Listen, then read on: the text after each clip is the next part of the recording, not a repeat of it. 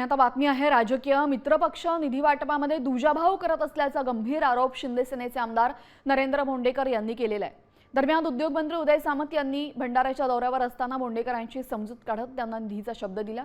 तसंच यावेळी अधिकाऱ्यांनाही सामंतांना सुनावलेलं आहे।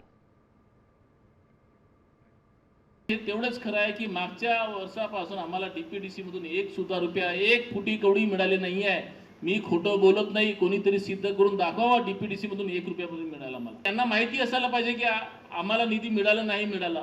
मी पालकमंत्र्यांना सुद्धा विनंती केली की सगळ्या पक्षात तिन्ही पक्ष चालले पाहिजे, शेवटी कार्यकर्ता आहेत तर आपण आहोत, आपल्या स्तरावर तिथे आपण करावं। आमदार साहेबांनी मला सांगितलं की जिल्हाधिकारी निधी देत नाहीत। मी आज सौम्य भाषेमध्ये जिल्हाधिकाऱ्यांना सांगितलं, सौम्य भाषेमध्ये सांगितलं की तुम्हाला आमच्या पक्षावर अन्याय करण्याचा अधिकार नाही। जर आम्ही समन्वय समितीमध्ये ठरवलंय, जर माननीय शिंदे साहेबांनी, देवेंद्रजींनी आणि सुनेत्राव यांनी ठरवलंय तर तेवढा निधी जिल्हाधिकाऱ्यांनी दिलाच पाहिजे, ही भूमिका जिल्हाधिकाऱ्यांनी घ्यावी अशा पद्धतीची सूचना देखील मी जिल्हाधिकाऱ्यांना केली। आणि नुसती तोंडी नाही केली। भोंडेकर साहेब बरोबर आहे ना, जे पक्षाच्या माध्यमातून समन्वय समितीच्या माध्यमातून ठरलं तो अख्खा पेपर मी जिल्हाधिकाऱ्यांकडे दिलेला आहे।